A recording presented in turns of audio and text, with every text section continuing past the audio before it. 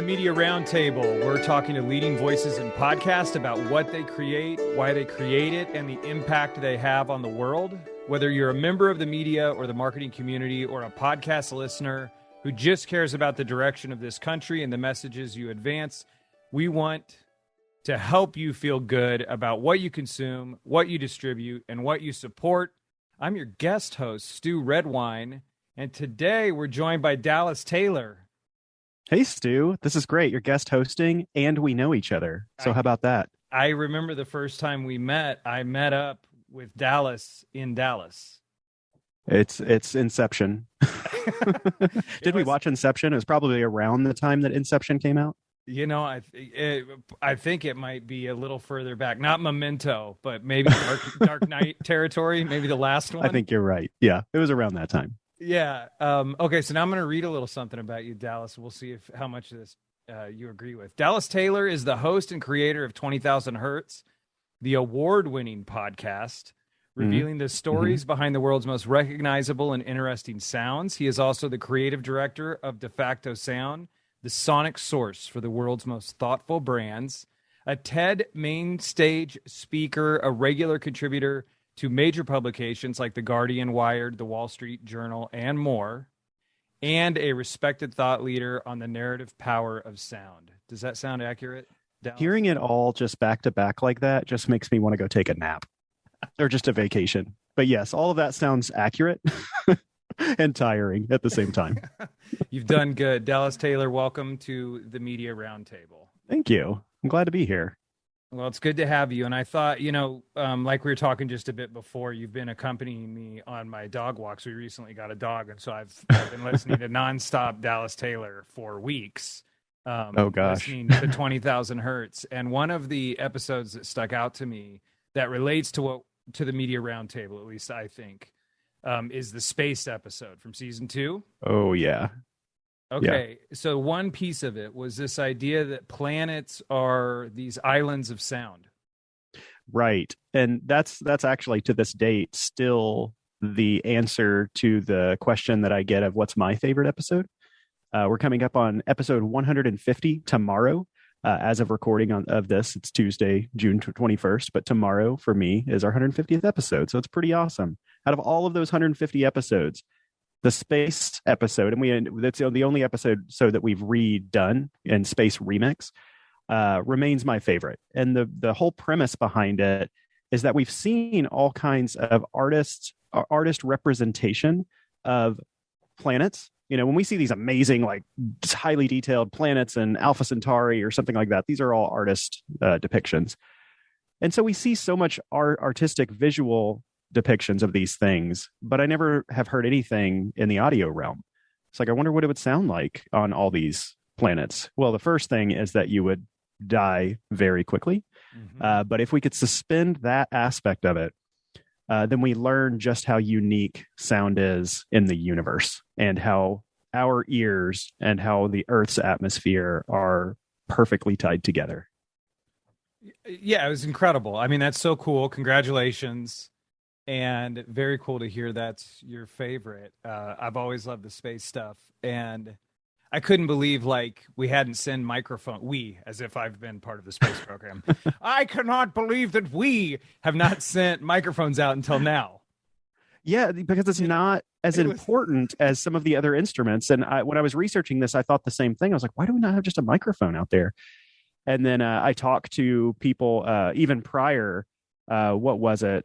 Prior to Mars getting a microphone on it, the original show, that's why we updated it, because they did indeed send a microphone to Mars after we did the original space episode. And when I was talking to Scott Gazach in that initial episode from NASA, he was basically saying just how hyped they are to have like a real microphone going to Mars. And so that's why that was kind of like the momentum that made us redo it once we actually had audio from another planet. And we had audio from Titan, just from, wind blowing in the microphone as it's going through the atmosphere, but not anything just like as much as we've gotten from Mars at this point. Well, that's that I'll have to check that one out. I've listened to a lot of them, but I'll have to check that one out. And I think that actually ties it right back around to the Media Roundtable, which is we're working to bring media brands and marketers together to express their differences in civil ways and like proactively. And it's like, to understand another person's point of view, you have to listen. You have to send the microphone to Mars. And it's Right. like, wait, but they're far right. I can't, or they're too far to the left. But it's like, you have to stop and you have to listen and have a healthy dialogue. And so that's when I heard that idea of islands of sound. We get in our own echo chambers and we can't hear each other. Yeah, and then with that show in particular, we did like aural representations of what every planet in our solar system would sound like to our ears, and so you just learn a lot about like atmosphere and how our ears work through the lens of I don't know, just a lot of really big time physics, and I don't know, zooming out and just seeing that we're a very small piece of the universe. Indeed we are, and something I've come to appreciate about you is all the sounds you make with your mouth. And I guess I do. One of your fellow TED Talk alums is Reggie Watts. Have you ever seen Reggie Watts? I have. Okay. So yeah, as I've been listening to you, I'm just hearing all the bouges and all the like. I'm like, dude, have you ever done any beatboxing yourself or anything like that? I have not, but it is funny that you mentioned that because I don't realize how much I verbalize. But my job nowadays, so I flip my time between the podcast and like creatively leading that and voicing it with our writers and external writers. But then I also do a lot of work with my sound design company. Over there, we're doing a lot of trailers and ads and network promos. But all day long, I have a steady stream of work coming from my sound design studio. So when I'm giving notes through our apps that do that, a lot of times I'm saying, okay, what I'm really wanting this shape of this scene to go is I want it to be kind of a reverse suck into a boom that then maybe just has a residual effect. So I'm like, so I'm doing that all the time. But I don't think about it. I just so there's so much like I need a bowed cymbal, just like a and things like that, because it's so much faster just to attempt with my voice kind of what I'm going for than to try to go like seek out a YouTube video. Like today, we were working on a Netflix spot and for Stranger Things, and I had to go find a sound effect from Beetlejuice that I was like, I need like this screamy sound effect. But I kind of sought it out. And in that case, I like specifically went, this is the direction I want to go just because I couldn't verbalize it.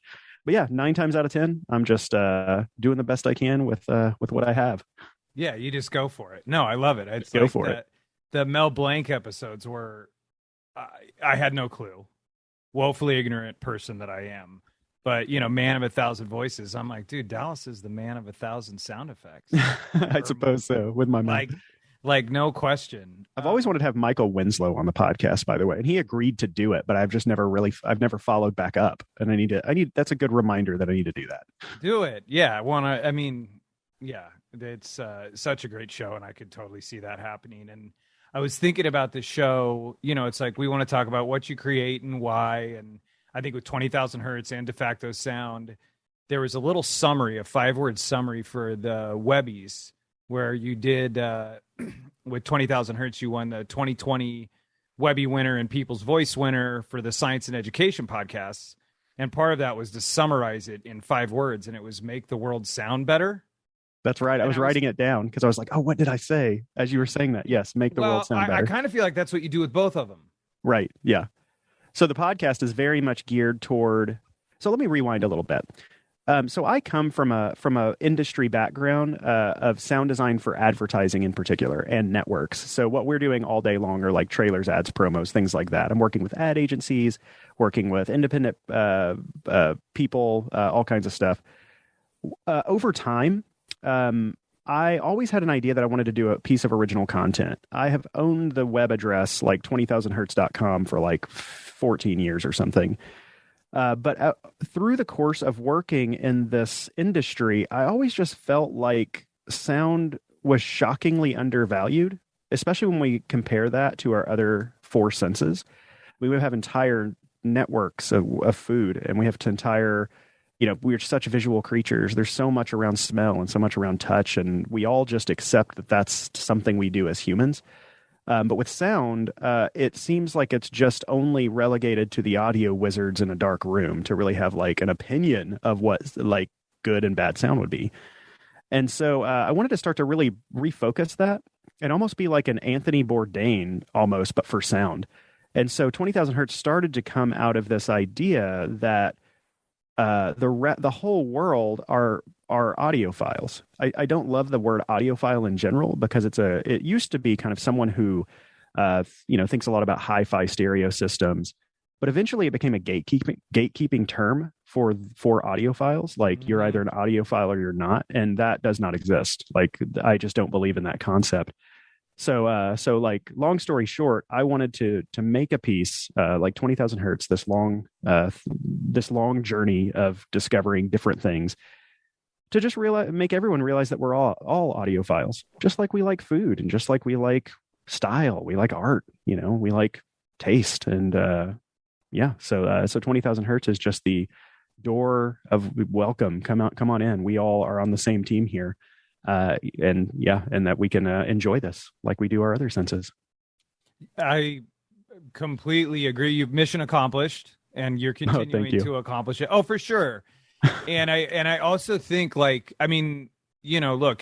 just last month you were on a podcast about mindfulness, and you go there, right? So you go, and really the show goes into beyond just hearing to what it means to be human, and the way you talk about leading your team as well. What I think is cool about 20,000 Hertz is that there's this lens through a very specific aspect of like, let's understand sound and let's talk about sound, but you're really talking about being fully human. Right. It's talking about life, and it's talking about what separates a human from a computer or AI or something. Yeah. And I love it. So that's how I think, it's like, what are you creating? 20,000 Hertz Defacto Sound. Why are you doing it? You want to make the world sound better, give more people appreciation for that sense. And the impact it's having is I think it's helping more people understand what it means to be totally alive and to appreciate this sense that has, definitely in the analog world was really gated, like you said, where it's all wizardry and you shall not pass, let us deal with it. But now it's spoiler alert, it's not wizardry. It's just, I don't know if I can say that word, wizardry. There we go. It's none of that. It's a very thoughtful process. There's, all the tech is totally learnable. And then it's just like anything. It's like once you learn the paintbrushes and the tools, then you know how to craft with it. And sound is no different. And so the next thing I wanted to talk about was kind of more the specifics of mixing and then this idea of mixing as performance, which I think is really interesting. Like you saying this phrase finger on fader was really, really interesting to me. But it does seem like you dug deep. I went deep cuts, baby. You did. You're pulling out some deep anecdotes. Yeah, so it feels to me like I had a little bit of a background messing around with cameras, and I was a subscriber to American Cinematographer, so I kind of got into that. I'd say in a hobby sort of way, and but to me, it's like good sound design's like good cinematography. So it's like like all good craft or like even magic, which I've come to appreciate. You don't see the trick. You just experience the emotional payoff, but you don't fully see it. So what's that like being in a craft that in a sense, when you pull it off magnificently, it's invisible? Yeah. I think that I was really gravitated toward magic because there's this really beautiful, eloquent thing that happens right in front of you that you just can't understand yet right behind, like even if you're just, 20 degrees off in the way you're looking at it, you see the whole trick. And if you're behind it, you see everything. And it's just so simple. And I just love that concept of this sleight of hand, sleight of ear. We're trying to take scenes that, when they're shooting scenes, it's not like you're in some magic world where there's not noise, or especially if you're outside or whatnot. Even if you're inside and it's a controlled environment, there's still a lot of factors of how to craft sound to make it sound better. Even with dialogue, sound design, of course, is this kind of hidden thing that you can nudge people emotionally without them really even realizing that there was a sound effect there. if you watch reality shows, that's where it's way over the top. Like they're just nudging you every 5 seconds with some sort of weird sound effect. It's exhausting. I watched a reality show for the first time in a while, like last night, and I was like, the sound effects are too much. It's just too overt. But yeah, I think of sound design, like you were talking about the mixing and sound design, which are two buckets that feed into the same output. Sound design to me is all about composing. Like if you do it in the music realm, you're creating and you're crafting these sounds that are not music, but they're meant to put you in the world, in the environment, or nudge you emotionally, or just fill out the scene between dialogue and the real world, like Foley. Those are the things that people touch. Whereas mixing is very much conducting. It's like a conducting role. It's how you're crafting it and moving it emotionally, dynamically, or in some cases, I don't know, and just dynamically and just push and pull.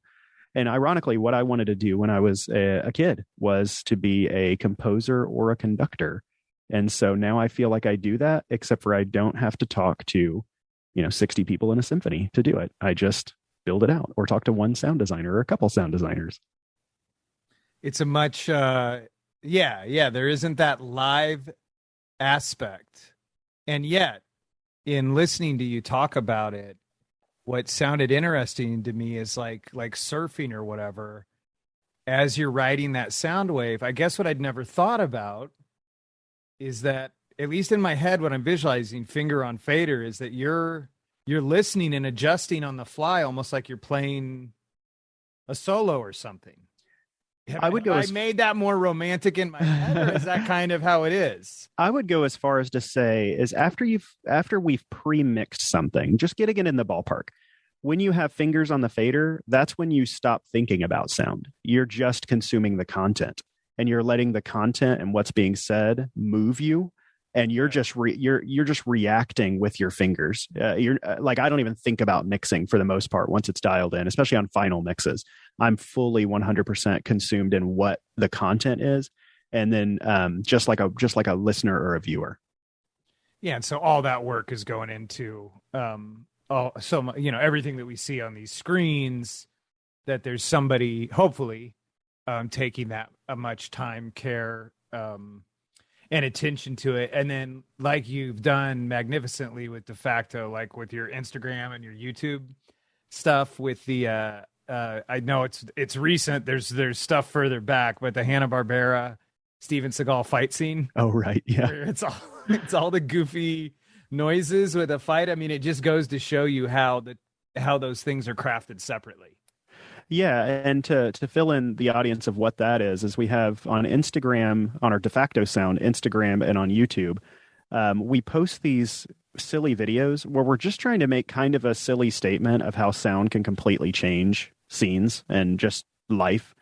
I love the idea of social. I was trying to think of, like, with social media, so much of it is visual that I love this clash that happens when most people are just seeing an image and moving, and they just assume what it sounds like. But when you press the volume button, it's just absurd. Yes. And poignant and funny. So our YouTube channel went from kind of serious, over the top work to nothing but ridiculous, short, tiny little, like 15-second clips that are just funny. And then we post a lot of that to Instagram too.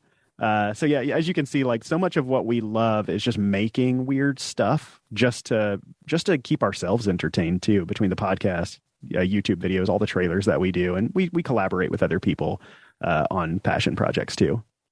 Yeah. And I mean, you make a great point there, in that where we think it, even if we think it sounds like how a movie or an ad is supposed to sound, we're still filling it in. And so, like, another one I just want to call out, like you're saying, thank you for, explaining, since we're in audio here, but the sound design for birds, where it's a video of, like, little baby little birds, but when they open their mouth, it's like the Hollywood, like, it's the red-tailed hawk. Yeah. Yeah. Yeah. And it completely changes your experience of that little bird. Yeah, it's like a series of, I don't know, 6 to 8 scenes of just birds just chirping. and it just goes from like a little tiny bird with the red-tailed hawk to like some random bluebird to like some random hawk or something to big bird doing Yes. so it's just kind of like how it's like our very subtle way of like doing a commentary on can we cool it with the red-tailed hawk in movies. Oh yeah, it's amazing. I'm like, oh yeah, that's the sound, that's the bird sound. And so one aspect, like you touched on the different aspects of sound, the pieces like the Foley and all of that. One piece of it that was really interesting to me, because as we've done sound design on audio advertisements for streaming or for radio, there was an aspect of it that I didn't get language for until I listened to you. And where earlier on I heard you refer to it as cerebral sound design, and then it seems like you've landed on a phrase which is emotional effects. You talk about it in the episode Liquid Terror with the water phone. And so one question, so like things like the booge, the boom, and the water phone, those are all emotional effects. And then I was wondering if you could do all three of those. So yeah, as far as cerebral sound effects is what I had originally called it. Yeah. It's kind of the hipster version of what emotional sound effects are. Okay. But it's that space between what's actually on screen. Like if you see an explosion on screen, that's all a sound effect, and multiple sound effects and debris and all that stuff to really fill that out. But if there's something that's not tied to an action on screen in some way, I consider that to be some gray area between music and sound effects. It's a nudge, it's an emotional thing. So the place where we hear those the most are in movie trailers and reality shows. So in movie trailers, it's interesting because we consume movie trailers right now and assume that that's just the way that movie trailers have always been. But there's such a trope going on right now that's going to change. If you think back to the 90s or something of how movie trailers existed, it was a big voice of God narrating the thing. It's just like, Jack met Sally back in da-da-da-da-da, and they just, lived happy ever after. Yeah, or I'm thinking of like Hunt for Red October, and it's like, it's something just like a Russian submarine, under Jack Ryan, undercover. Exactly. They just kind of gave you plot points and showed you some imagery, and that's it. Like a quick little bite from someone on screen, we got to get them, and then just like, and then they do the blah, blah, blah. Well, it's always morphed for a while. There was the Don LaFontaine years where it's just real epic voiceover trailer. That was what came after that. I got to actually record Don LaFontaine one time. It was before he passed away. It was such an epic experience for me. I'm sure. But nowadays, we're in this trope of bouges, bois, reinvented nostalgia tracks. And so what I mean by that is the bouge is a bass dive. So you hear this a lot where it's just like some, they start out the trailer and someone's chit-chatting about something. There's not voiceovers like there used to be. It's very rare to find voiceovers now in trailers. That's a good point. We did 800 trailers last year for Netflix, and I don't remember any with voiceover. I mean, maybe there were, but I just don't remember any because it's all so content driven now. And then, it'll be like kind of a clip of something to set you up. Then there might be a big, like a blah, blah, that was made famous by Hans Zimmer yes. Actually, I don't even think of it. I would go as far as I'm not even certain if that's Hans Zimmer or the other composer or another composer that had some involvement with that, just to make that clear. But yeah, it'd be like, spooky music, something crazy is going to happen. And I don't know if we're going to get out of it. And then, but I don't know, here they come. And it's just like, there's the booge.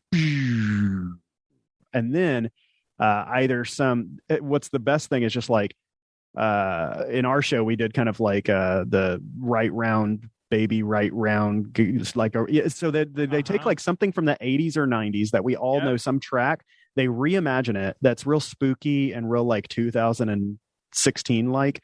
And then just kind of play that out to the end. And so there's just so much of that happening. I would say that's very much Hollywood trailers. Streaming and types of trailers, I think, get a lot more nuance and how they craft those. So I think the future of where trailers are really most effective is more on the streaming side right now, just based off of what I'm seeing. But I also understand if they're making trailers for theaters, they want to kick those subwoofers. They want to just make the theater itself an experience. Good. Okay. Okay, so we're back. So we were talking about movie trailers and emotional sound effects, and you pointed out like the songs that are getting redone.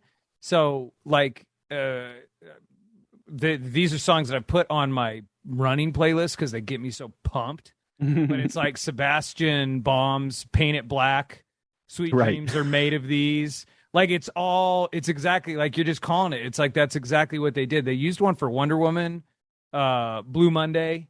Mm-hmm. It's exactly what it's like. It's the big, huge sounds. It's a whole songs, genre now. And then we're just going to hit you in the face with it. But and a little peek into that. The reason that it happens with movies and gigantic properties like that is because it's insanely expensive to convince the writers and the rights holders that we're going to redo this whole thing for something. So how much money is it going to take?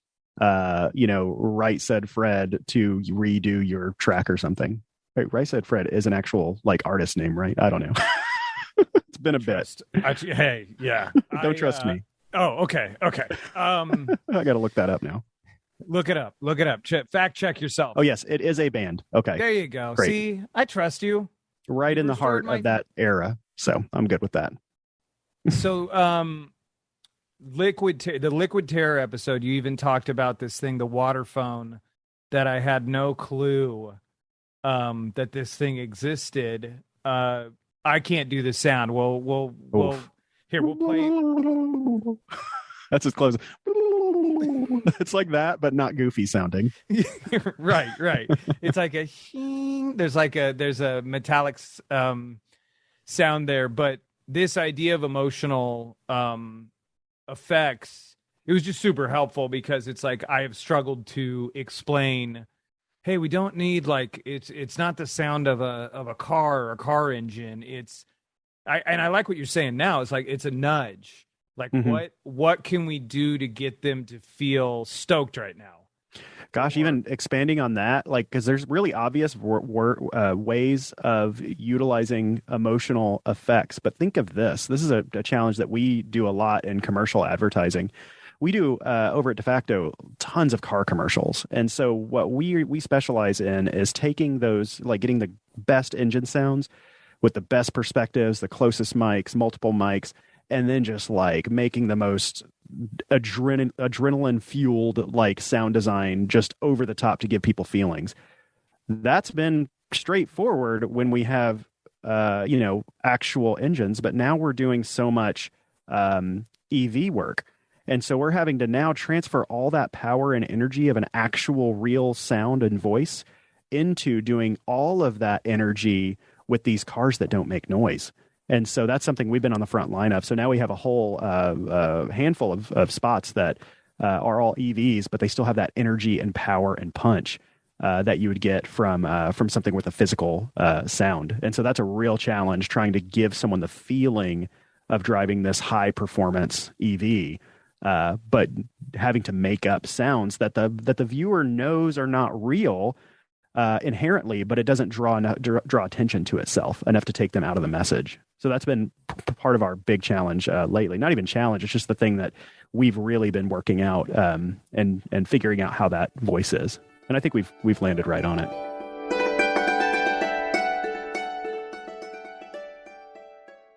All right, so tell me if you've ever heard of any of these companies: Indeed, Shopify, NetSuite, Headspace, Quip, Theragun, Postmates.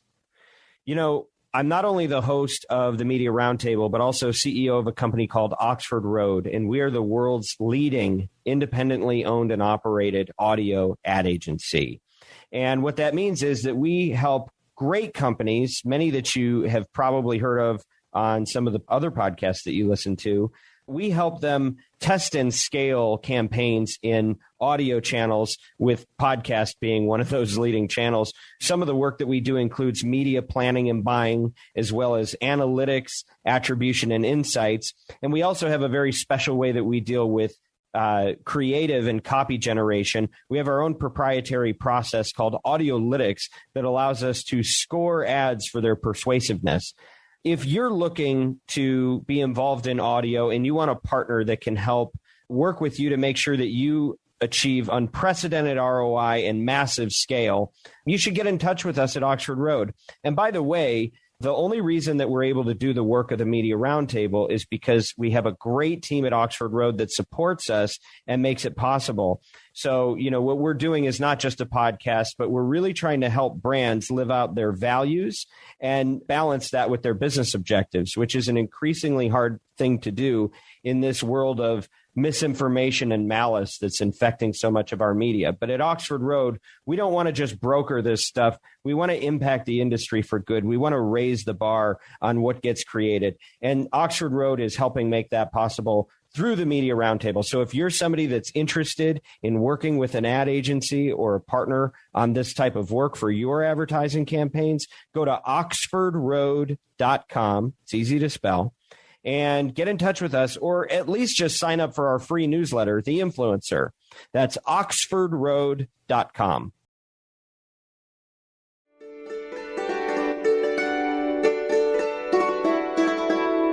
Yeah, your showcase reel, it's definitely worth checking out. Absolutely, your automotive showcase reel. But it makes a good point. And I think that there was an episode about car engines and the sounds of cars that you did that. Mm-hmm. It's like for so long that sound of a huge engine is power. That is the, like that is, you go to a NASCAR race, it's overwhelming the sound. You feel the sound. And now it's like, it's hard it's a lawnmower. It's hard to communicate. But I wanted to say in your automotive reel, one aspect of sound design that just struck me in looking at this was, like the sounds themselves, and I think what can get lost on folks just watching things is the sounds themselves were so well crafted to the size of the shot. When we were further out, things sounded appropriate to that space, even if they're make-believe sounds. Right, yeah.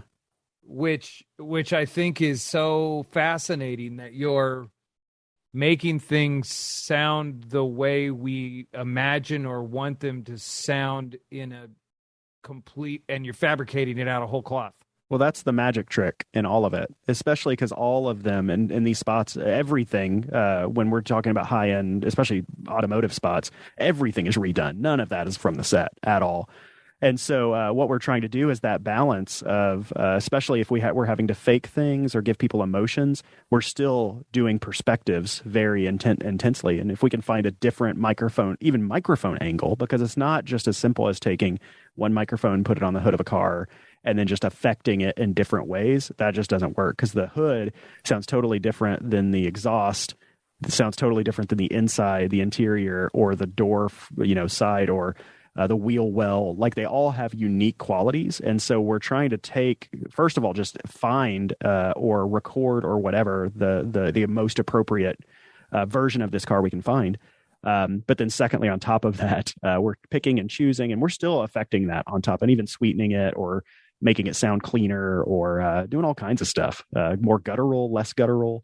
It's very much that aspect of sound design, and automotive spots are very much like a composing sound design type of role. I just love that. And you've got the guttural dial. You've got the one label guttural. More. Can you move the guttural up to 11? Right. So all of this time, all of this craft and care goes into making sound effects and designing that world, and it's very fascinating. I think for at Oxford Road, where we craft audio spots, and we've done some work together with Defacto. A lot of times, taking all of those things into consideration, it can really matter. A lot of times the spots are much simpler, but something that's coming up again and again, you've talked about it. And even one of the sponsors that are currently on your shows, this is an aspect of their advertisement with you, and that you integrated really organically, is sonic branding. Mm-hmm. And so I want to try something out. We're going to play a game. We're going to play a game. All right, so Dallas, what I wanted to do is play a game. So Okay. here we go. So these are the sounds of certain brands, and if the sounds play and you recognize them, I want you to shout them out. Okay, let's do this. Oh, yeah, that's easy. That's Netflix. That's the sound of Lon Bender, who's a sound designer in LA, I believe, at a big movie sound designer, hitting his ring against his dresser, also sweetening that, so taking that tap tap, and then he's adding kind of these emotional effects to it. So ding, and then it's the sound of a guitar that Charlie Campagna years ago was noodling around on a guitar, and he was building. He was playing with a new piece of gear that reversed his guitar sound, and he just recorded it. And then one day he, when they were developing the Netflix sound, they had the dunk, but they didn't know how to play it out. And he found this recording. They did a little tiny snippet of it, and it goes ding, and we play the whole piece, or at least way before it, way after, and you can hear it just pop right out and just go right back into noodling. So that's way more information that you were going for, but that's exactly what that sound is and how it was made. I knew who I was stepping to. I knew what this was about, and I happen to know from your appearance on the Jordan Harbinger show that there's an animal noise that they were going to incorporate into this. Oh gosh! But we're going to leave it alone. People have to listen to that to find out what that animal was going to be. That blew my mind. It blew my mind too. It also picked up so much press across the entire industry that it blew my mind, because Netflix, we worked directly with Netflix on that, and they said, if you include this, this will be the entire press. And I said, nah, our show is really good. They'll latch on to other things. They were absolutely right. Variety, Hollywood Reporter, Guardian, everyone took the story of what animal they almost put with that sound, and it's easy and to it find. Just went everywhere. So go listen to that episode. It's an awesome one. It's episode 100. Okay, yeah, it is. Okay, so another oldie but a goodie. But hey, let's see. Intel Inside. I'm not positive. I think it's Walter Werzowa. I think. God, I'm gonna be so bad. I know he's done a lot. I think that's who it is, because we covered this too. It's been a bit, but dung dung dung dung dung. I don't remember what the first hit was supposed to be, but the last of that, I'm like 98% certain it was Intel Inside. So that's what I remember from that. It matched. I could see that. Okay. I don't know if you'll recognize this one, Dallas.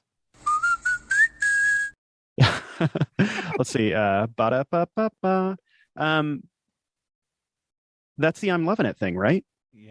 Yeah. So it's the ba-da-ba-ba-ba. There's there's so much drama behind this. It's shocking. I remember saying to my team, I was like, I just want to greenlight a show. There's no I don't even know what the story is, but there's got to be an amazing story about the 5-note McDonald's jingle. Oh, that's interesting. You didn't know anything about that whole process. Not at all. And so I was just like, there has to be a cool story. So let's just greenlight it and do it. It turned out to be one of the best episodes that we ever made, because it is twisty, turny drama. We talked to the actual people who made it. There's people who claim they made it. So much just fascinating twists and turns. And this is the real kicker on this show is so good that This American Life reached out about playing part of that show.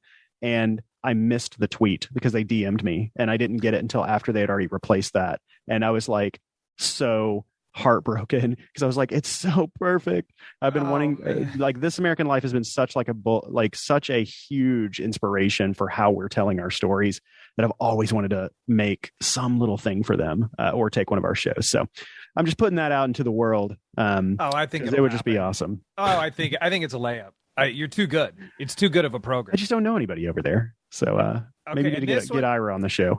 Hey, who knows? We all know all kinds of people. Okay, so this one I'm including for a reason, even though it's pretty quick, but I've got a couple follow-up questions. Okay.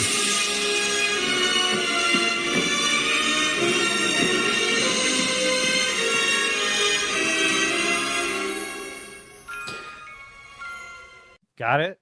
Oh yeah, big time. Yeah. Oh, that's the Disney theme. Yes. Yeah, I'm such a huge theme park nut too. So, and I have little kids, so I know that one well. That one expands to me the idea of sonic branding, because that's 19 seconds, right? We only listen to It's like more than it is so well crafted, and it gives you all these feelings, and it's not a jingle. I mean, really, it's not like traditional, like how we think of sonic branding. It's just this beautiful thing in between that sets the mood for how you experience the thing that's coming after it. And matter of fact, to go back to that first sound, Hans Zimmer, because to solve that problem for Netflix, because they had to put their movies in theaters, but to start a movie in a movie theater that goes da-dong, it scares people. Like, it does not work in a theater. So they had Hans Zimmer create a long form version of the Netflix ta-dum that's much more in line with how long that Disney one is, and then we played that on our podcast too. Thank you for reminding me of that. See, there's so much good stuff in your podcast. I can't even hold it all. What a gift you're giving to everybody. Okay, another fun one that I know you know. Oh, here we go.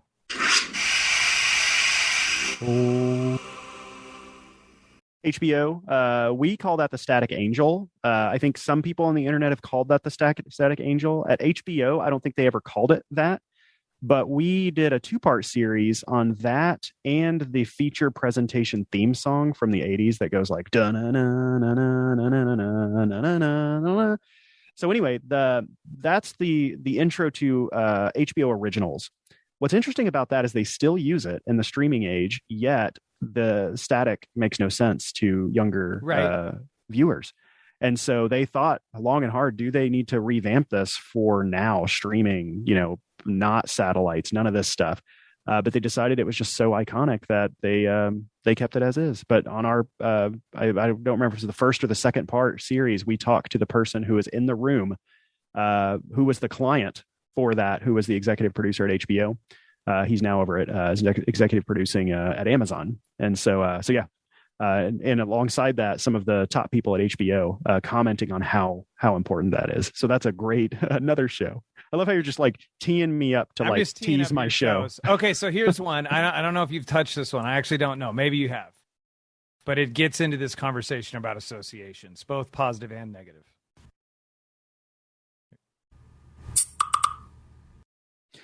Oh gosh. I know what it is. Is that ICQ or AOL? That's it's a notification sound. Slack. I was going to think it was Slack, but to me it sounds like so much older that I was, because I literally just turned off Slack before we started talking. You made it through. You got 5 out of 6. I mean, I'd say if Slack wants to do an integrated partnership on their sounds, then maybe we could do that and cover it. Well, this is what I think about Slack, and it's this idea of associations and sonic branding is that a lot of people have a negative association to that sound. When I do that presentation and I play that sound, most people go, ugh.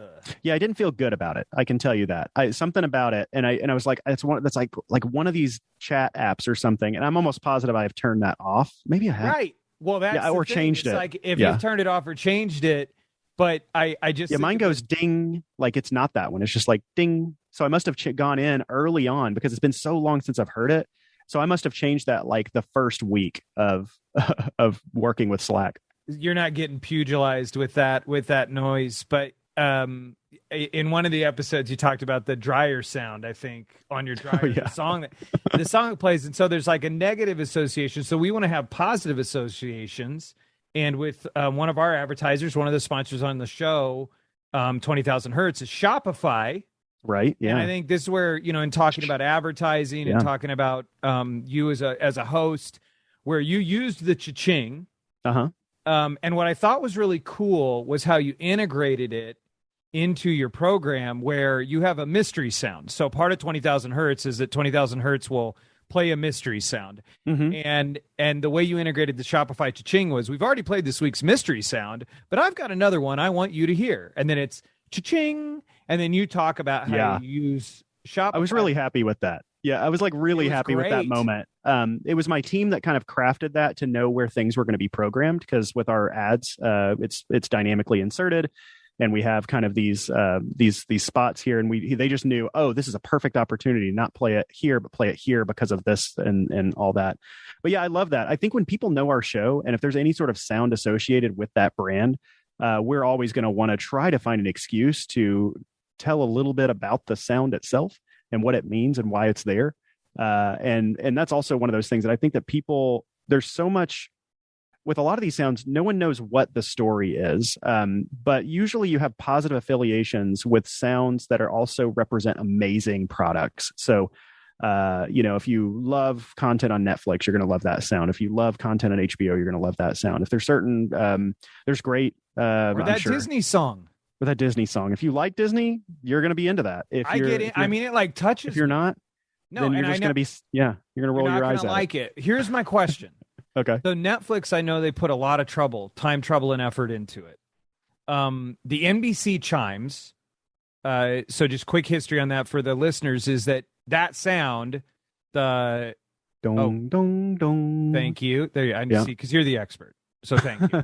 That was invented to solve a technical problem, so that back in the day, in the 1920s, whatever, they would repatch. They had to patch in between two shows. So the end of one show before the beginning of the next, it goes like you hear that. So they made this noise to cover it. Sounds to me like that one, some person just pumped out 3 notes. I know it sounds like it was more, but my point is they were just chosen out of the air. Okay, and now it's this huge brandable asset that has a lot of value. Netflix put in a lot of time, trouble, and effort and really thought long and hard, and, a lot of strategy and thought goes into this. My question is, does it matter? Absolutely. It's like saying resolve that for me. Does a logo matter? No. Does it matter whether you put in time, trouble, and effort, or you just pull it out of whole cloth? You just make it up. Are we talking about visual logos here? I'm talking about any kind of sound logo. So I think of it also kind of just like sonic branding, just a sound to associate to a brand. Right. So I think of it a lot of so when I hear like, does sonic branding matter? Sometimes it doesn't. I would say that on all the sonic branding calls that I entertain, because our team does sonic branding as well. Right. The first question I ask once we get past the pleasantries is, why do you need a sonic brand? And I need to know why. Like, there needs to be a real reason why this is something that would continue, that would boost its brand. If it's just to have it because if I hear somebody say, well, I've heard about it a lot and I know other people have it, and I just figured it might be something that we want to look into, I don't think that that's really a strong argument for you need a sonic brand.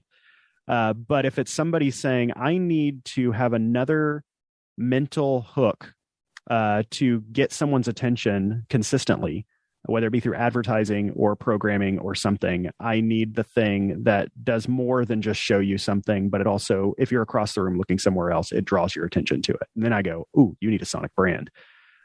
So what it's doing is you can't see a logo if you're not looking at it, but when you tie those two things together, if you're walking by or not seeing something, it's just further like getting deeper into your brain.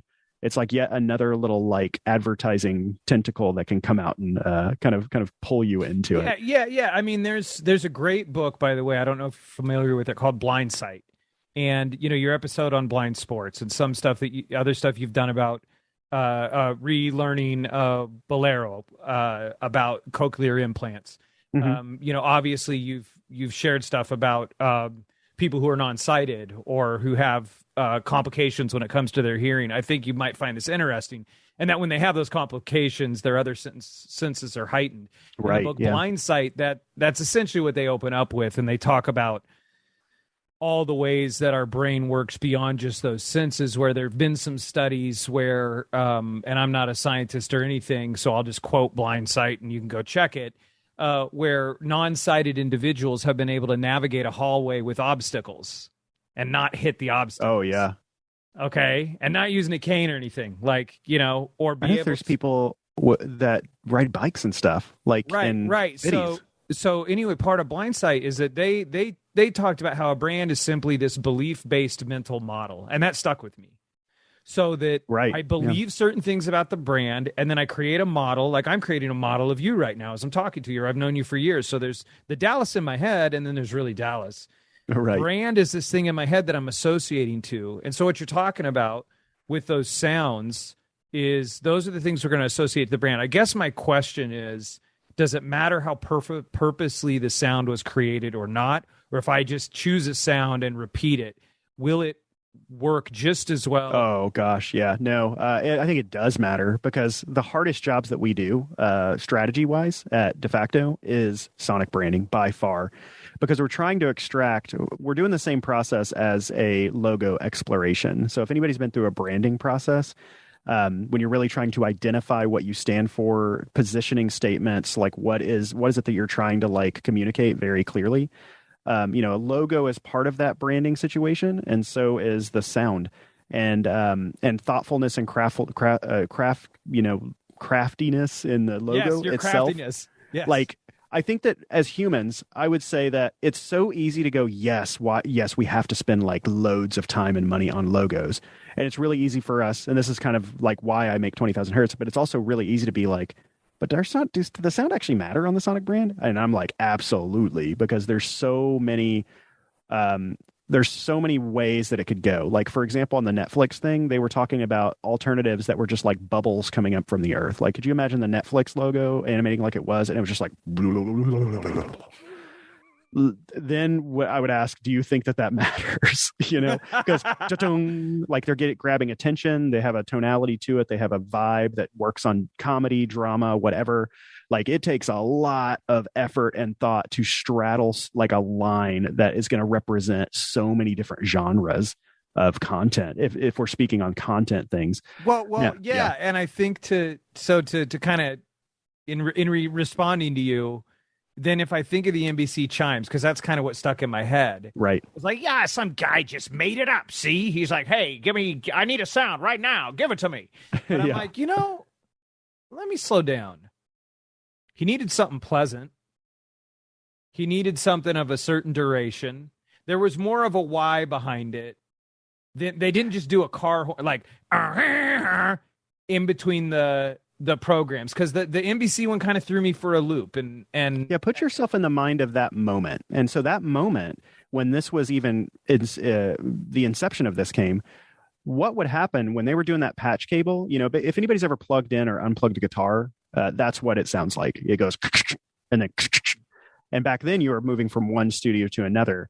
But in between there, what they would do is they would cut somehow. They would go into an announcer, and so the announcer would say, "You're listening to WNBC," and then the announcer would they would think, "Okay, well, how do we extend that, and how do we like make the announcer do some sort of sound to continue it?" So they had a 7-note version of that, where on an actual little chime, like like a little xylophone. I didn't. Where they'd go, that. You're listening to WNBC, and then it'd be like bong bong bong bong bong bong or something like that, and then that would give them the time to do this, and it was kind of their own branding. But then over time, the announcers would mess that up, because it's just you do it enough, you're gonna mess it up. Yeah, and so they decided to go down to 3 notes. And then eventually, and so that just became it. It's like they kind of fell into it. They said, well, what resources do we have? And then they fell into that sound because it was the only thing that they could do live. I mean, they could have done the car horn or slap like another instrument or something, but they needed something that any announcer could play, And so that limits what you could do. And now it's iconic. It is. And I think what I was selling it short, or at least it got my head kind of going in a different direction of, like, well, that guy, they just made it up, but there was more of a why behind it. I know we're a little short here on time, so I want to hit you with a couple other Sure. questions. So this is more of a deep cut question. Okay. But Scott de Martinville, he's the gentleman who invented the phonautograph, which you talked about. That's and I might have his name a little bit different, so that might be okay. Why? But what was interesting when I was reading about him is he also, I guess, like in 1857, published papers on people's names and their character, and I just was curious if that came out in your research, and that's why you did being Dallas Taylor. No. So with being Dallas Taylor, it was all about, I just wanted to see what it'd be like to talk to other people with my exact name. Oh, I love that. But no, there was nothing other than just like kind of having a name expert at the beginning of that. There was nothing specific beyond that. It was like, let's just see what happens. It's connected to your other episode. Now you know. I will name it and claim it. There you go. That was very intentional. Yeah, exactly. Exactly. This was some intentional craftiness. Yes. Okay. I think to wrap it up, what I wanted to talk to you about as a host. I mean, look, I wanted to touch on mindfulness. I think I'll just say, anyone who's listening to this, go listen to Dallas's TED Talk. He talks about silence and slowing all this stuff down, and a pretty cool way that was expressed in the middle of the last century by an artist. I don't want to give away too much because it's so worth the listen. And so I see that coming out, Dallas, in your work and the things you talk about. I think what I wanted to get to is, as a podcast host and as a business owner, I hear you talking a lot about sort of what could sound, I think, to some as sort of a hunky-dory view, where you want to work with nice people. You don't care if people are qualified. Anybody can do something. You want stuff lovingly crafted. I guess my question is, with all of that, when the rubber hits the road, like, how do you deal with hard things? Oh, okay. Oh, wow. There's a real whirlwind of topics in there. They're talking about kind of nice people and all that stuff. I was thinking, but so much of the industry is smoke and mirrors, and a lot of people are pretending, and none of that stuff matters. Like, the only thing that matters is like what we make together. So there's no reason for it to be just like weird on the background, or like in the background. So I have a low tolerance for working with like over pretending. It's like, yes, we are all in agreement. We're all trying to make a thing that is pretend and smoke and mirrors to, really like make whatever the brand this is just shine massively. How do I deal with hard things? I'm going to get outside of, maybe it's not outside of the podcast, but I found that talking is incredibly, incredibly important. Like, getting off the little, 2001 A Space Odyssey box that we look at all day long and worship and put it down and be like present with family and friends and colleagues and at work, I feel I'm in advertising, and not everybody's nice to work with. Yes, I only want to work with nice people. Like, I hear you, but not everybody's nice. But I like it sounds like what you're advocating is lean in and communicate. And I would even say, like, yes, sometimes people are not nice. And I say that there are times where I can get very stressed, and it may seem as if I'm not necessarily being nice, but I'm just being short because of time and stuff. And I think that there's a lot of people that we work with that I think just in that moment, or just in a time period, that they might not necessarily be nice. And that's fine, because I just understand how much weight is on their shoulders to perform. And so having the empathy for someone, and knowing that if someone like snaps at you, or if somebody's like real short with you or something, almost always the problem is not that. Like, it's usually something else that they trust you enough that they're kind of, I don't know, lashing a little bit like that. But yeah, talking, I'm a big fan of therapy. Like, I think that just talking to another person and getting it out and hearing responses that are thoughtful, attention is love, and giving it and receiving it is important. Yeah. You delivered the goods. Thank you. You, like I said, this is the Dallas I've been carrying around in my pocket for the last few weeks, accompanying me on my walks. And you taking that approach with your work is incredible. And I think you're spot on. And that's a big part of what the Media Roundtable is about, is communicating, not going to our corners and going, in order for me to be good, you must be bad. Let's come to the middle. Maybe that sounds trite, but it's true. Let's come together and let's communicate. I think if I could ask you one last thing, it's more, this is very tactile, or practical, something that has an ack in it, is when it comes to talking points that you get as somebody who reads copy, what is it? What works the best for you? And I think this can be a short answer because, I know we've only got a couple minutes because I think it's probably a simple answer. But as a podcast host, what matters most when it comes to your sponsors and the copy they hand over to you? We're in a weird space. I think that's what makes us unique. Is that if we were a conversational show, our ads would be longer and they'd be a little bit easier to integrate, and they'd be a lot more off the cuff. Like, I just got a product in yesterday that I've been eating and trying out, and I like it because of this, that, and the other, and whatnot. And I would talk about it because it just makes sense for that format. Our show is different though. Like, our show is a lot more like, I don't know, just really tightly edited, and every word is written and every little beat is just meticulous of how we do that. So we have to match ads like that too. Otherwise it starts to get weird and rambly because our show is also short too. So we're very particular about, we need to make this 60. We need to make sure that it just feels right. And the messages are clear. A lot of times with talking points, because we have to really lock in that 60, it's really helpful for us if it's just very clear what the most important things are. So I love it when somebody says, talk about your personal experience. Here's the start here. Here's the personal experience. Here's what we, think is really strong. And this messaging has worked really well. And here's the required CTA. So I would say most of the time, we don't get to venture too much outside of the talking points other than like maybe 2 lines of personal experience. But I like it with talking points just to where it's just very on point and the message is clear. Because we buy and trade cross promos with other podcasts all the time. And it's one thing, sometimes they will write things and I'm like, that's not really the best. I mean, I've heard people pitch the show a million times, so I know what works and what doesn't. And so same thing with advertisers. Like for me, I just need to know like exactly what messaging has worked super well for them.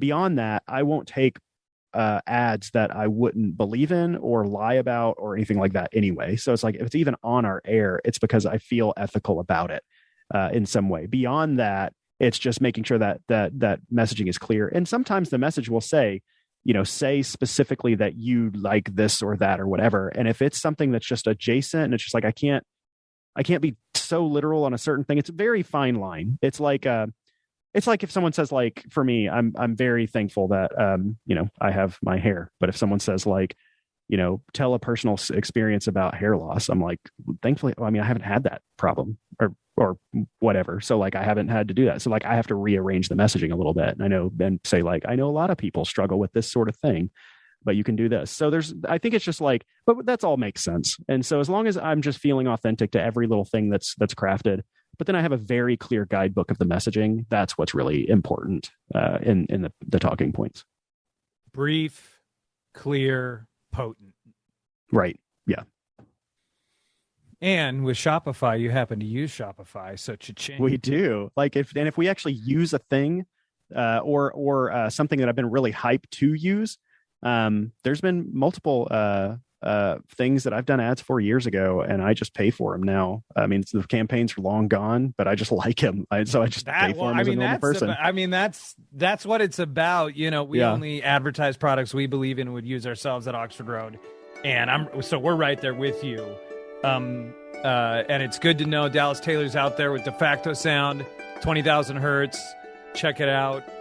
Thank you for going on this wild ride. I know we sprawled all over the place. All good. But you are a wizard in my estimation that touches many aspects of what it means to be a creator, an advertiser, a maker. So thank you for being on the Media Roundtable.